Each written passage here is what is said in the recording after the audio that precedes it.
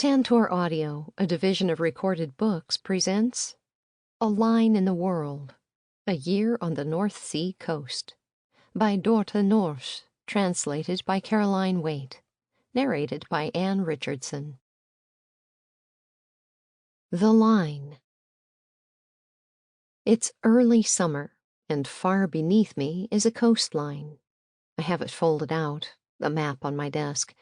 It begins to emerge at the northernmost tip of Jutland in Denmark. Yes, that's where it begins, in the North Sea, on a tapering spit of sandy ground. Then it drops south like a slope. It meanders downwards. Now it has begun, the line. It charts a coast and continues, curving faintly outwards. Then come the cervical vertebrae. They settle one by one, stacked each on top of another, sandy islands. And the line persists, breaking borders into Germany and on. The islands settle like smaller, delicate vertebrae into Holland, now charting not a line, but a living being. A rugged northern European coastline of roughly 600 miles, from Skagen in Denmark to Den Helder in Holland. From a northern sandy spit wedging itself between Norway and Sweden's unyielding massifs, down to the Wadden Sea, where the birds take rest, the hours are counted and the living being whispers. The line has been a part of me since the beginning, physically, but on large maps in classrooms too, on television, in the A to Z in my parents' car. Seen in context with the rest of the country, it looks like the back of a dozy Jutlander with a silly cap and big nose, facing east. Always read from top to bottom, from left to right. Never turned on its head, fragmented, joined, or transgressional. On the map beneath me, the land lies as it lies. A distant coast. Unfamiliar and raw, considered from a center of power. At one time there were scarcely any roads across the broad heaths of the Jutland Peninsula to the shores of the North Sea, and there were no bridges between Denmark's countless islands, large and small. The land was matted, impenetrable. But today the distance between this border and its faraway metropolises is largely psychological. There are roads into the system now, bridges over the water, airports, and civilized infrastructure. The land coheres, and now it's spread on the desk beneath me, fixed by a map maker. But if I could do what I wanted with time, if I could accelerate it like a piece of time-lapse footage where the roses turn from bud to blossom, the line would be alive. The drawing would always be moving. It would bend forwards, shift backwards, open, turn, perforate, then close, then open up again. It would vanish in part beneath heavy masses of ice, but be revived as something else, and it would dance, its tail one moment twisting like an eel, fluttering the next like a pennant. It is a living coastline made of sand, always becoming, always dying, determined by the forces of the galaxy streaming through the universe, marked by the storms, the wandering of the sun and moon, and human intervention, although the latter is always short-lived. The coastline has all the time in the world. It is a long and living tale of tidal waters, subject to the rhythms of day and night, but in its reckoning of time to be considered an eternity. One line in the world, just one. It could have been elsewhere and known other experiences, other dramas and silent reflections. What might the line from Utqiagvik, Alaska to Cabo San Lucas, Mexico have to tell? Myriads. Or the line from Gibraltar to the Cape of Good Hope. There are no borders to the stories told along a line. But a landscape is beyond the telling, like the telling is beyond itself. It takes a person to take up the line somewhere, to open, look, and make a cut. This coming year it'll be me, gently guiding the scalpel as I write. At first I didn't want to. I was supposed to be starting a novel.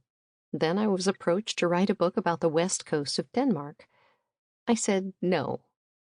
They asked me again, and again I said, I'll have to think it over.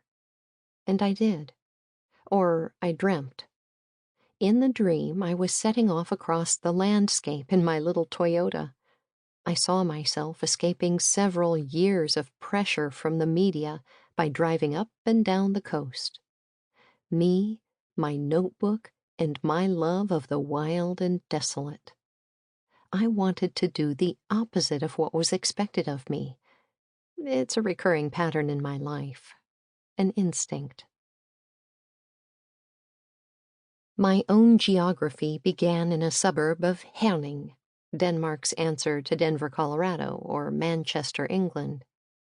A young, imaginative, knocked-together provincial town in the middle of the Jutish Heath. When I was 4, my family moved 5 miles west. My parents bought a tumble-down farm in the large parish of Sindinger. One half of the parish, green, lush, hilly.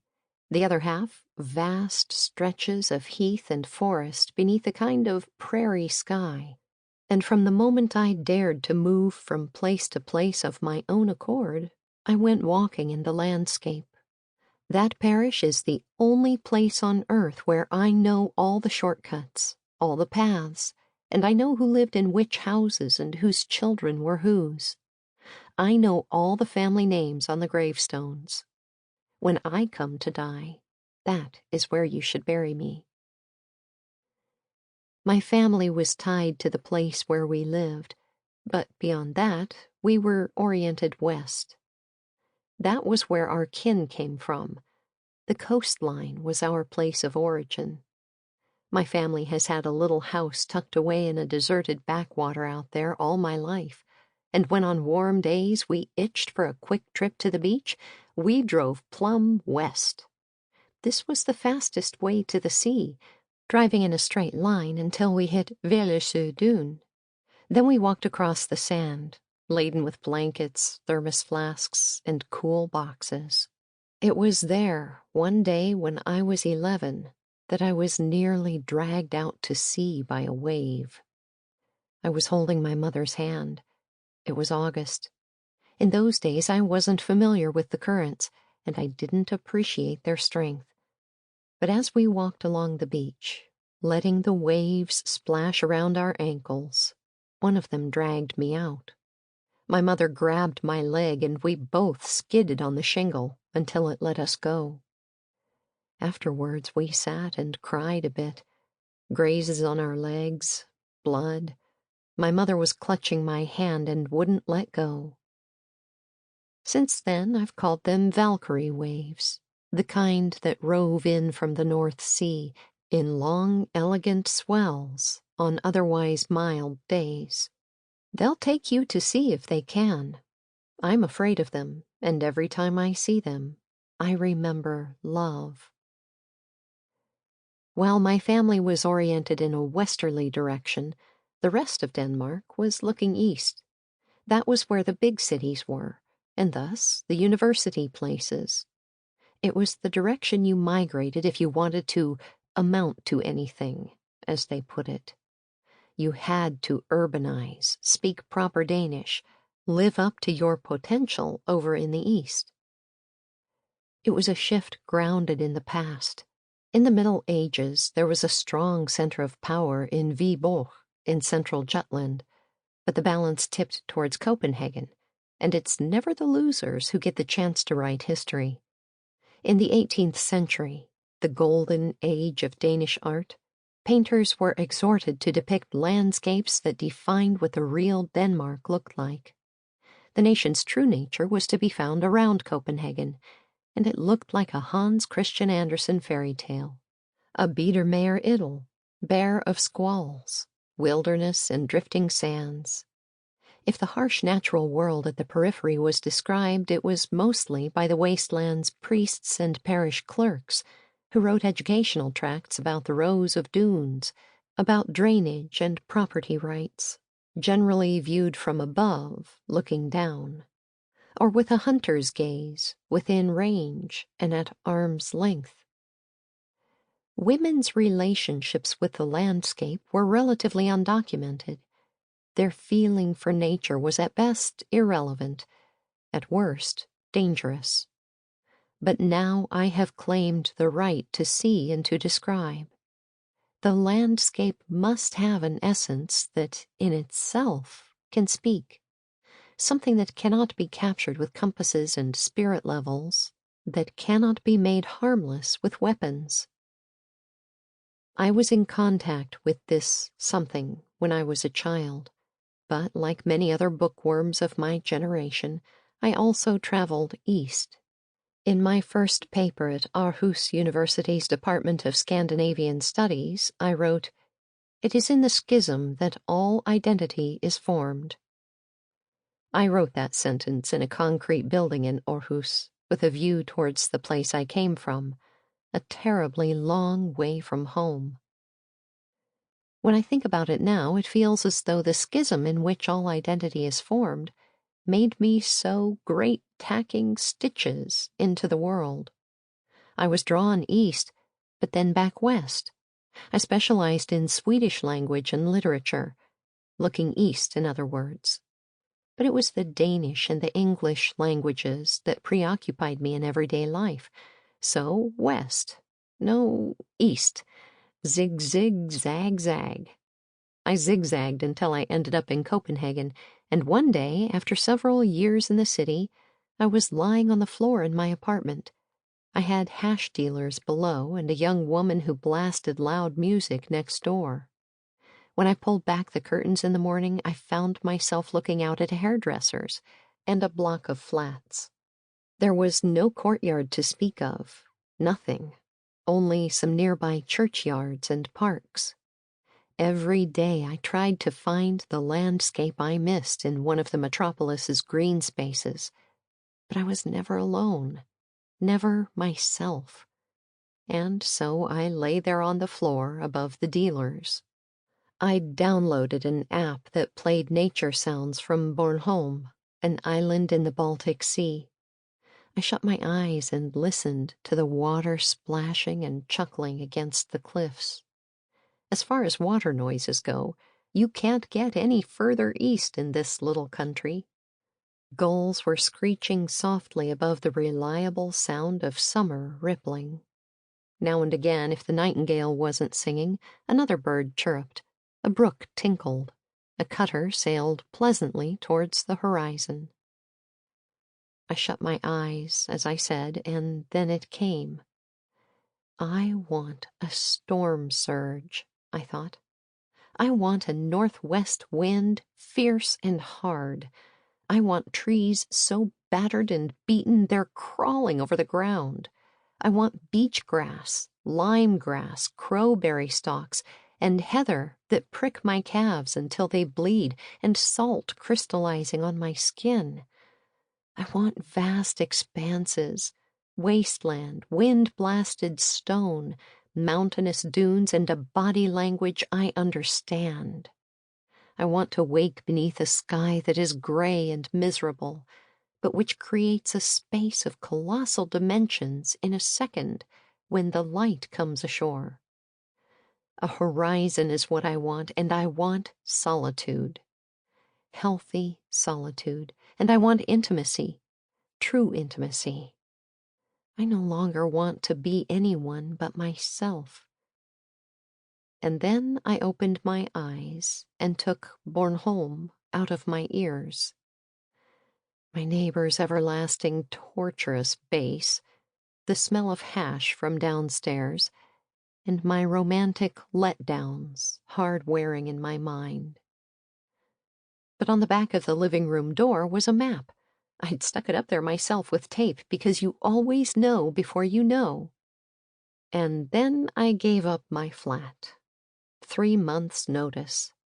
I didn't know where I was going, but I wanted to be gone.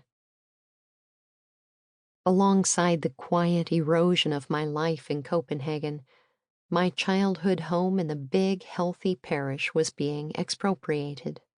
A super hospital was going to be built in the neighboring parish, and a motorway laid down. The house was situated squarely on the line that the roads authority had drawn to mark an on-ramp. There was nothing to be done. My parents had to pack up 40 years and the work of a lifetime and move a mile or so closer to the church. The last time I visited my childhood home was in January 2014. I had just left Copenhagen, my destination as yet unknown. I was living temporarily in a disused school in Dollerup Hills, 4 hours west of Copenhagen in the middle of Jutland, while my life as a writer had taken an international turn. I was flitting between the USA, the UK, and Denmark's outermost province, confounded, bewildered, and happy, and now the place where I began was being razed to the ground. I remember that my parents stood in the hallway when it came time for me to leave. They waited side by side as they always did when bidding their guests goodbye. The light of the lamp, the same as always. The tiles on the floor, the door handle, the row of pegs. But their faces were going to pieces, and the moment I walked out of the door felt like cutting into flesh. It's possible to have an unconditional relationship with a place. I let the loss consume me all the way to my makeshift lodgings. Then I had to move on. I had to shift the site I came from inside me, turning it into a memory. One day, having just returned from a trip to New York and Minneapolis, I couldn't stand the uncertainty a minute longer. I bought a house on the central west coast of Denmark. I had wavered long enough. I signed the contract in the pissing rain at an estate agent's office in a run-down rural town. So be it, I thought. Let's do this, I said to myself, and drove off to take an extra look at the house, down a country road with a view over flapping tarps and sopping bales of hay. But far away I could see the sprawling flats and the dunes beyond, a distant and exotic range of mountains. I've always thought they looked like giant lazy camels with hides of lime grass and beach grass, a colossal herd of soft and sandy desert animals to be huddled into, sheltering from the wind, or on a warm summer's day to be cuddled, to be loved. My new house was cheap, practical, and close to the Valkyrie wave that one mild day in 1981 had roved in from the North Sea towards the coast, elegant and combative, to affirm love and drag me with it out into the world. When he showed me the house, the estate agent had stopped at the bottom of the garden and asked me to listen to the rumbling in the distance. "That's not a motorway," he said. "That's the sea." I expressed the appropriate enthusiasm, but that didn't stop him leaving the "For Sale" sign in the garage. It would save him the trip, he thought. She won't be staying long, he thought. But I still live here by the sea. Now and again, when I've climbed the dunes that the locals call sea mountains, and I gaze out across the water, the words of the Swedish writer Kerstin Ekman pop into my head. I wrote my dissertation on her, and she has stayed with me throughout my life. "I have come here often," she writes, "a whole childhood, every single day. All these arrivals are false, because in reality I was born here. Here I can do nothing but return." But that's just one side of the coin, Kerstin, I think. The other is this. The place you come from is not somewhere you can ever return. It no longer exists, and you have become a stranger. Too urbanized, too acculturated, too loud to assimilate, but all identity is formed in the schism. I will never escape it, and of course I knew that even when I was young. So now I sew my geographical stitches between this coastal world and the savage city. I need the plurality, the conversations, the invisibility, and the people, but I cannot cope without the landscape, without nature. I need a broad, still place to which I can return. A horizon, some friendly, level-headed neighbors, my own place and a point of departure where I don't necessarily know all the names on the gravestones, but where I know the light, the scent, the meaning of the shifting winds, and where all the time that's running out is raised up in the telling of a story and snatches its piece of eternity before we come apart. So there it is, the coastline far below me. I'm standing on it in my house on the central west coast, while simultaneously looking down upon it in map form on my desk. I have lifted myself above it for a moment, but for the next year I will sink myself into it. I shall let it draw me wherever it pleases. I will not let my movements be dictated by the fixed conventions of reading a map, north to south, west to east. I will look at it as a line and dive into it the way one dives into text. It is necessity that will guide me, and seasons, coincidence, and memory. I'm not looking for some trumped-up truth about a particular piece of geography. Humans, with our kerosene and our short fuses, have been ranting and raving in nature for far too long. As much as possible, I'd rather be open to the truth that arises between me and the place at the moment we meet. This is what will happen. I will set off humbly in my restless Toyota. I will find my way with the discarded A to Z that my parents gave me when I told them I was embarking on this project. "You'll need this," they said. All the pages with maps of the North Sea are falling out. They've driven up and down the coast so often in the course of their long lives that the landscape in their book is scarred, furrowed, and wrinkled. Coffee stains are legion, and they have entrusted to me a not insignificant legacy. I will grope my way forwards in it. Have faith. I know other people's stories are out there in their thousands, but this is my encounter with the place where the light comes ashore, where the sea meets the beach, whips up, calms, sits up at the table like a creative child, puts greaseproof paper over the map and finds a pencil. The land now is engulfed in fog, but I draw a single stroke by following the line I can make out. So there it is, itself. I shall meet it. See? Look, it's moving, the line. It's dancing like a dervish. The shortest night. Midsummer.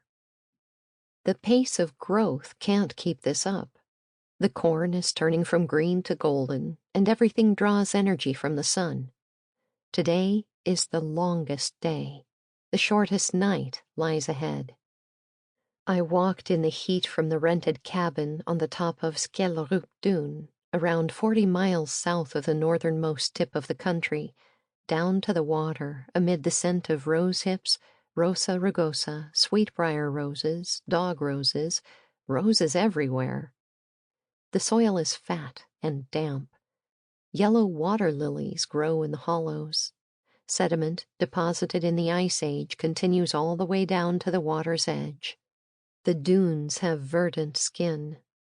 On the beach there are preparations for a Midsummer's Eve bonfire.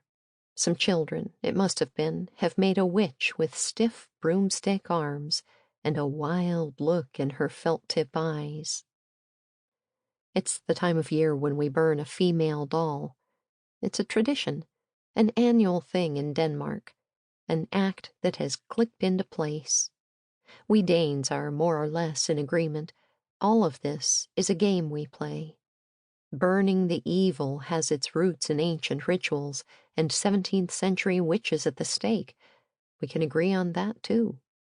But it's only in the past century that the ritual has come into fashion, and whether it's a cozy custom or a problem is something to be discussed over strawberries picked for the celebration. She will be burned. Tonight, as legend tells, she will fly to Brocken and Hecla. Dispatched like sparks above a bonfire, she and her sister witches will celebrate their Sabbath on the mountains there. It's a Midsummer's Eve party, a celebration of cleansing and the solstice. The light is here, but the darkness is as well, and now the great wheel turns. We walk to the holy springs and wash our wounds. Herbs in the woods and meadows have drunk from the energies of the universe and drawn rich growth from all existence. We pick the herbs at night, on our guard against the glowworm's bite. We read omens. We tuck flowers under our pillows. Our brown calves are wet with cuckoo spit, while the bonfires burn down. It is the longest day, the magic's night. Everything has opened and yielded. A rattling door onto the darkness. We burn a female doll in that opening, and I've never felt much like taking part. When I was a child, a man caught fire at a midsummer celebration my family was attending. It was the host. He'd built the witch himself the day before, out of a couple of brooms tied crosswise. He had doused the bonfire liberally with petrol that afternoon, but before the burning he thought it could do with one more drop. I saw the thing myself. Him running around in his nylon shirt with a jerry can, sloshing petrol onto the fire. We saw, too, the lighter, the spark, the catching, and how someone flung themselves on top of him to extinguish the flames. They rolled him around on the ground and crouched beside him on their haunches as the bonfire burned. It was such a silent, mild night. We could follow the sound of the ambulance all the way from the hospital in the city to far out in the countryside where we stood and where the party was over. It seems impossible to think that this landscape will strike back with savage force in autumn, and that the trees will again be pressed against the earth, that the people now striding straight as rods will need to walk sideways before long. The salt will settle over the beech meadows and on the windows, which will need to be washed again and again. Everything is clear and tender around Midsummer's Eve, and now, even here, where nature is harshest, it's soft and thriftless, I thought, as I stood on the beach and watched a naked Norwegian trying to put on his underpants without falling over. His wife didn't want to come out of the water. His dog had run away.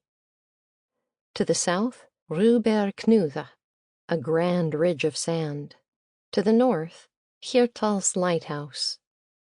Longing for shadow, I went back to the cabin. Then I drove a little way north to Tornby, an area of dunes and scrub and trees, bringing a packed lunch. Up there the woods were full of honeysuckle, tiny springs with water lilies, ferns, sparrow vetch, and wood sorrel. Brown tracks bored into green tunnels. Somewhere among the trees I stood silently for a long time, watching a deer with a fawn. She was grazing, the mother, the little one following.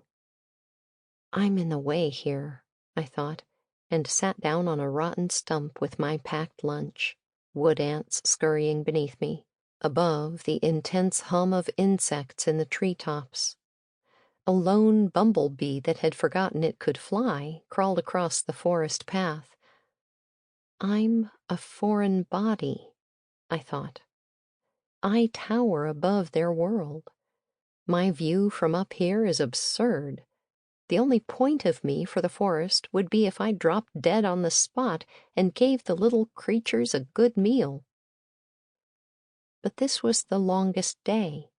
and I had walked alive through the woods.